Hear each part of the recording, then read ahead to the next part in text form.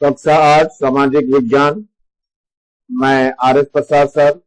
आज आप लोगों को अध्याय 3 अंग्रेजी शासन का भारतीय जनजीवन पर प्रभाव पढ़ाने जा रहा हूँ। चलिए देखते हैं इसमें क्या है। तो सबसे पहले यह है अंग्रेजी शासन का भारतीय जीवन पर प्रभाव, क्या प्रभाव पड़ा था वो बताना है। आपने पिछले पाठ में अंग्रेजी का शासन की स्थापना के बारे में पढ़ा। अब इस पाठ में उनके शासन का भारतीय जनजीवन पर पड़ने वाले प्रभाव के बारे में पढ़ेंगे। सन 1600 ईस्वी से लेकर 1757 ईस्वी तक ईस्ट इंडिया कंपनी का उद्देश्य व्यापार करना था। वे भारत से कपड़ा, मसाले आदि खरीदने के लिए अपने देश से सोना चांदी आदि लेकर आते थे। वे भारतीय सामान को विदेशों में बेचकर काफी मुनाफा कमाते थे, मगर अपने देश का सामान भारतीय बाजारों में नहीं बेच पाते थे। इस एक तरफा व्यापार के कारण ईस्ट इंडिया कंपनी की काफी आलोचना होने लगी। कंपनी पर दबाव डाला गया कि वे व्यापार के लिए धन की व्यवस्था भारत से ही करें। प्लासी और बक्सर के युद्धों के बाद बंगाल पर उनका अधिकार हो गया। बंगाल, बिहार एवं उड़ीसा की दीवानी यानी भूमि कर वसूल करने का अधिकार भी उन्हें प्राप्त हो गया। इससे उन्हें अपने व्यापार के लिए जरूरी धन भारत से ही मिलने लगा। उन्हें अपने प्रशासनिक खर्चों तथा साम्राज्य विस्तार के लिए जरूरी धन की चिंता नहीं रही। उसी समय भूमि कर किसी भी शासक के लिए आमदनी का मुख्य स्रोत था, इसलिए अंग्रेजों ने भी मुख्यतः भूमि कर पर ही अपना नियंत्रण बनाना प्रारंभ किया। अंग्रेजों की कृषि नीति क्या थी? अंग्रेजों ने शुरुआत में स्थानीय तौर पर प्रचलित कर व्यवस्था को ही चलाए रखा। बाद में उन्होंने कर निर्धारण और संग्रहण की अलग अलग व्यवस्थाएं बनाई। ये भारत के अलग अलग प्रदेशी की सामाजिक व्यवस्था व शासन की जरूरतों के अनुसार तैयार की गई। ये जमींदारी, रैयतवाड़ी व महलवाड़ी बंदोबस्त प्रथाएं थी। पहले दौर में अंग्रेज द्वारा लगान वसूली के लिए ठेकेदारी करने के अधिकार को नीलामी किया जाता था। जो सबसे अधिक पैसा जमा करने वाला वादा करता था उसे अधिकार दिया जाता था। ठेकेदार का यह प्रयास होता था कि वह जल्दी से जल्दी किसानों से ज्यादा लगान वसूल करे। ठेकेदारों को केवल अपने लगान की वसूल से मतलब रहता था। वे किसानों के हित अहित का ध्यान नहीं रखते थे। इसलिए अब अंग्रेजों ने 1-2 वर्ष की ठेकेदारी के स्थान पर 5 साल बंदोबस्त शुरू किया। उन्हें लगा कि लंबे समय तक ठेका देने से किसानों के शोषण में कुछ कमी होगी। अब वे नए ठेकेदारों की तुलना में पुराने जमींदारों को लगान देने लगे। इस तरह लगान वसूली की नीति के बार बार परिवर्तन होते रहे। नीति में इसमें परिवर्तन करते रहे ये लोग। अब ये स्थायी बंदोबस्त क्या था? अंग्रेज सरकार ने सन 1789 में बंगाल प्रांत में राजस्व वसूलने के लिए जमींदारों से साथ समझौता किया, जो स्थायी बंदोबस्त कहलाया। कॉर्नवालिस ने फैसला किया कि भू राजस्व की वसूली जमींदारों के हाथ हो। जमींदार भू राजस्व न दे सके तो उनकी जमींदारी जब्त करके उनकी जगह नए जमींदार को बैठा दिया जाएगा। बार बार भू राजस्व निर्धारण से बचने के लिए कॉर्नवालिस ने 1789 और 90 में देय भू राजस्व के आधार पर जमींदारों को 10 साल के लिए जमीन का मालिक बना दिया या मान लिया। अब वे जमीन की खरीदी बिक्री कर सकते थे एवं लगान न पटाने पर किसानों की जमीन से बेदखल भी कर सकते थे। कंपनी शासन के लिए भू राजस्व आमदनी का प्रमुख स्रोत थी। इस व्यवस्था से कंपनी को आर्थिक स्थायित्व प्राप्त हो गया। इस कानून की सबसे बड़ी कमजोरी यह थी कि लगान को कृषि के विकास और उत्पादन में वृद्धि बढ़ने या घटाने से जोड़कर नहीं देखा गया था। इसलिए जमींदार तो निश्चित लगान वसूलते रहे, पर किसानों या सरकारों को इससे अधिक फायदा नहीं हुआ। रैयतवाड़ी व्यवस्था क्या थी देखते हैं। इस व्यवस्था का मूल आधार लगान का किसान यानी रैयत के साथ सीधे करार करना था। यह तय किया गया कि कृषि उत्पादन में हुए खर्च को निकालकर जो बेचेगा उसका 50% भू राजस्व होगा।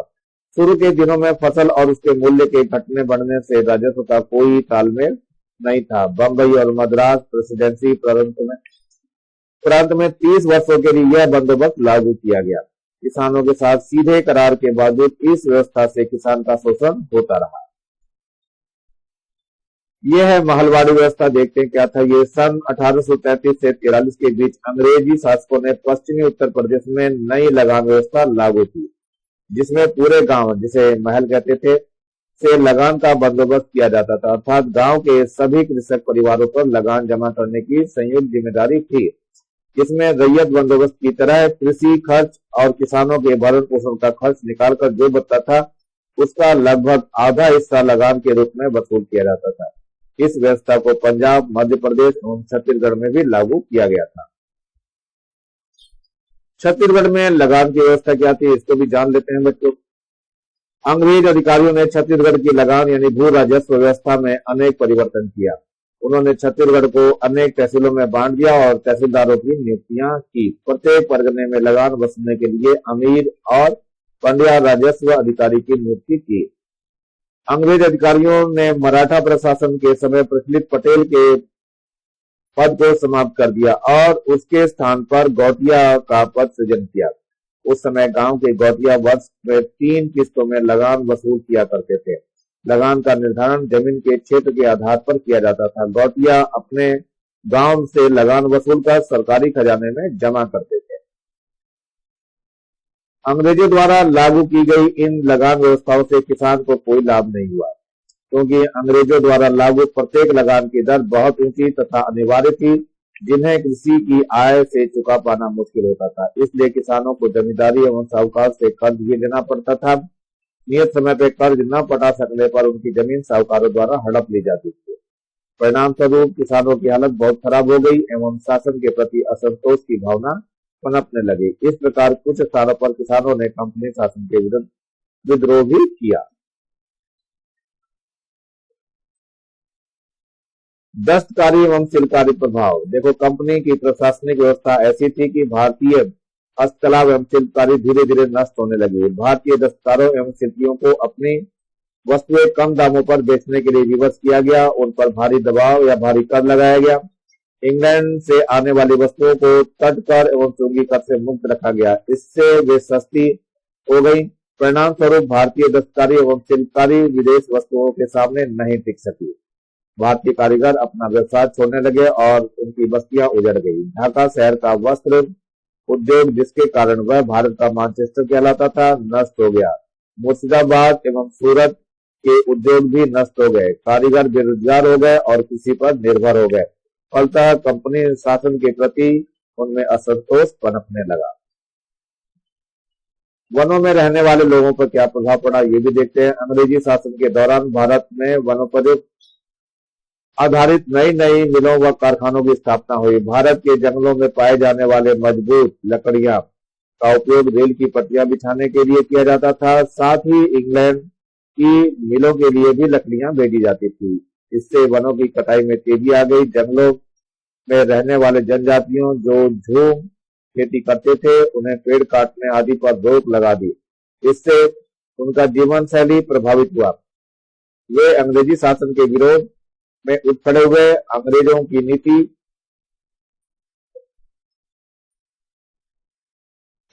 नीति के विरोध में भारत के विभिन्न जनजातीय क्षेत्रों में कई आंदोलन हुए। इनमें बिरसा मुंडा की अगुवाई में मुंडा जनजाति द्वारा किया गया विरोध प्रमुख स्थान रखता है। वे बदलते समय और अंग्रेजी नीति तथा दीकू बाहरी लोग के हस्तक्षेप से परेशान थे।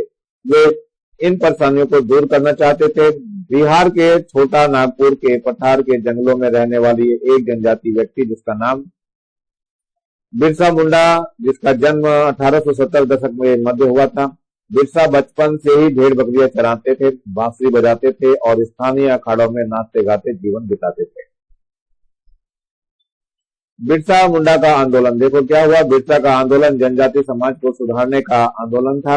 उन्होंने मुंडाओं से आह्वान किया कि वे शराब पीना छोड़ दें, गांव को साफ सुथरा रखें और डायन व जादू टोने में विश्वास न करें। यहाँ ध्यान देने वाली बात यह है कि बिरसा ने मिशनरियों और हिंदू जमींदारों का भी लगातार विरोध किया। वह उन्हें बाहर का मानते थे, जो मुंडा जीवन शैली को नष्ट कर रहे थे।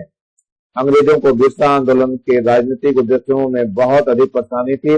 यह आंदोलन मिशनरियों, महाजनों, हिंदू भूस्वामियों और सरकार को बाहर निकाल करके बिरसा के नेतृत्व में मुंडा राज स्थापित करना चाहता था।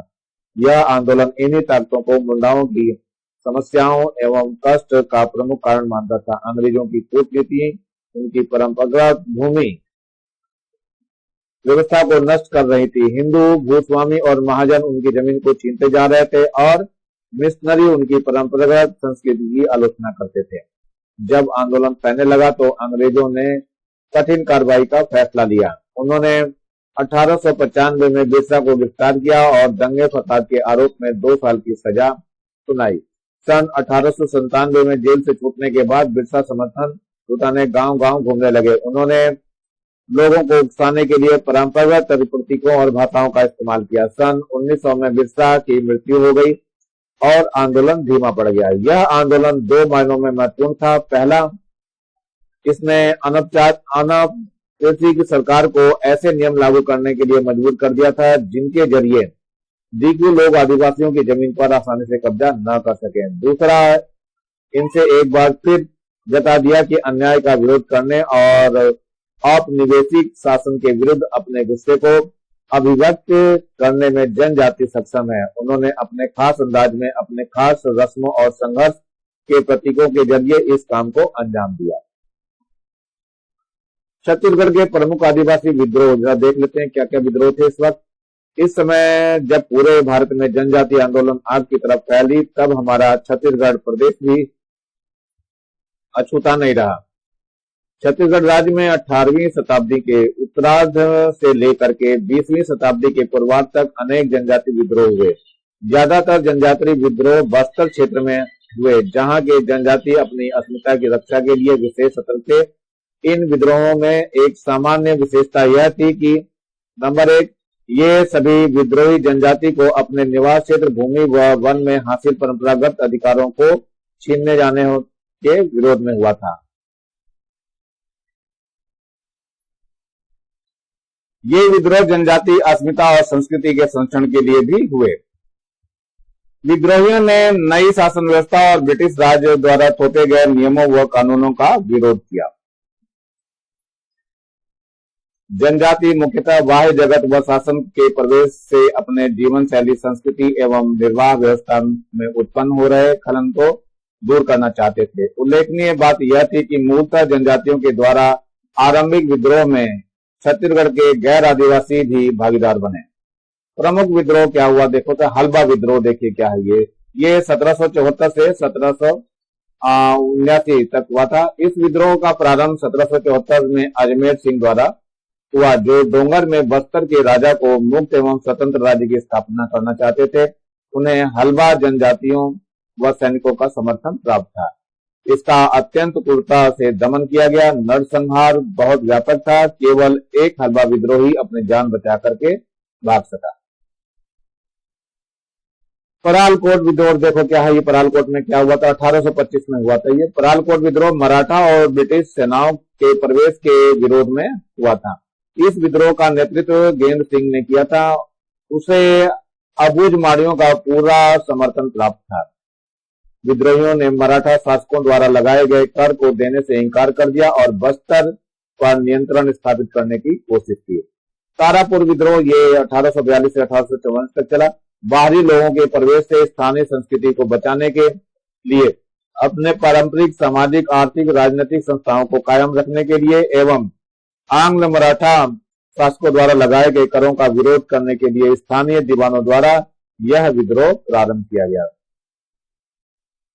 माड़िया विद्रोह ये 1842 से 63 तक चला। इस विद्रोह का मुख्य कारण सरकारी नीतियों द्वारा जनजाति आस्थाओं को चोट पहुंचाना था। नरबलि प्रथा के समर्थन में माड़िया जनजाति का यह विद्रोह लगभग 20 वर्षों तक चला।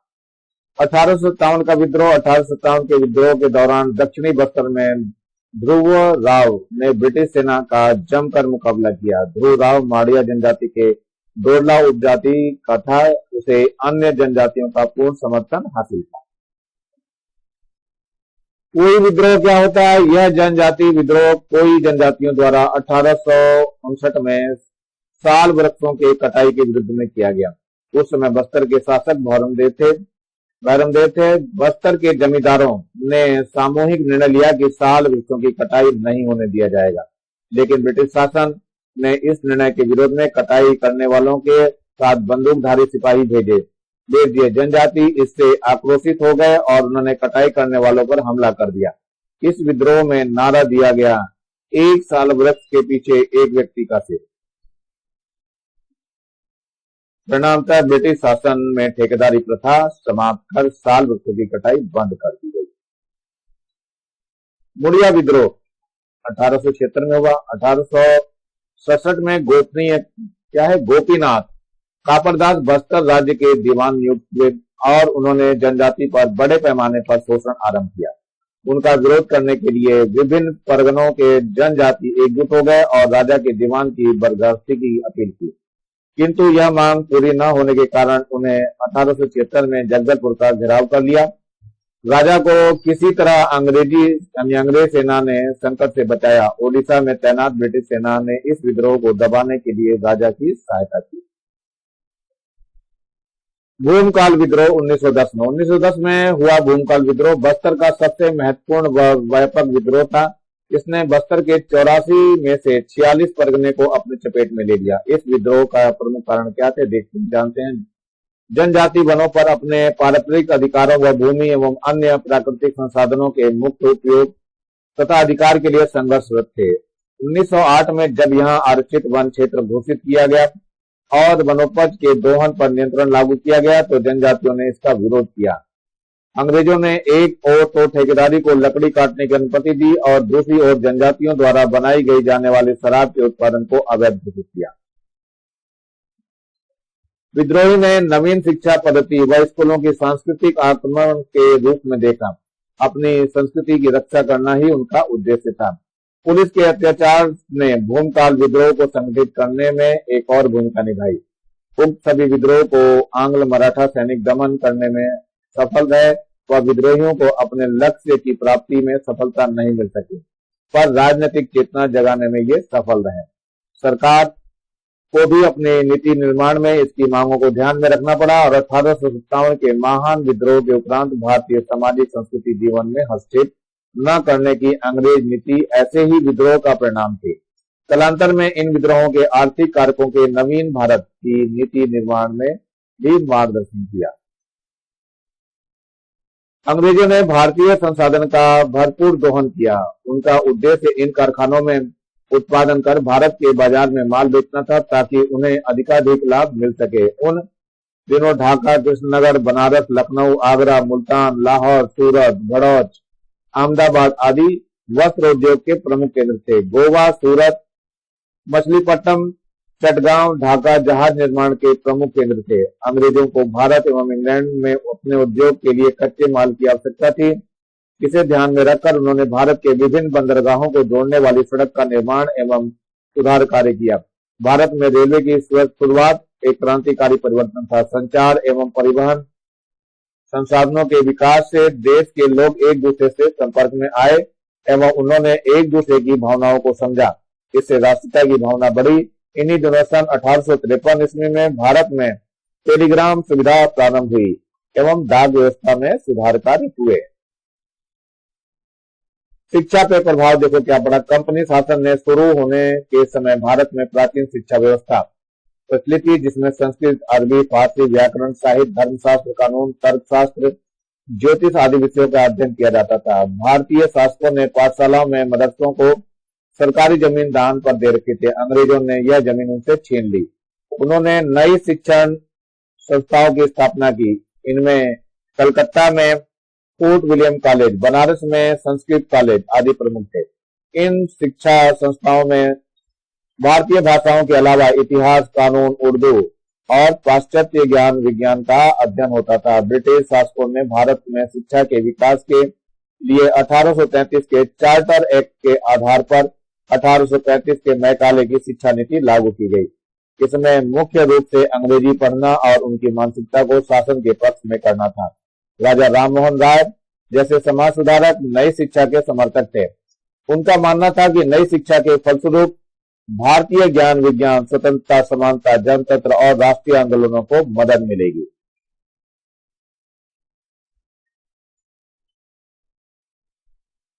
छत्तीसगढ़ में क्या शिक्षा हुई थी उस टाइम? तो देखो, मैकाले की शिक्षा योजना के अंतर्गत 1864 में रायपुर में एक मिडिल स्कूल प्रारंभ किया गया, जहां सह शिक्षा की व्यवस्था थी, जो 20 वर्षों के बाद हाई स्कूल बना।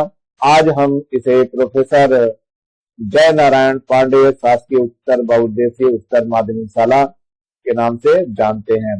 रायपुर में 1882 में राजकुमार कॉलेज प्रारंभ हुआ, जिसमें देसी राजाओं के राजकुमारों को शिक्षा दी जाती थी।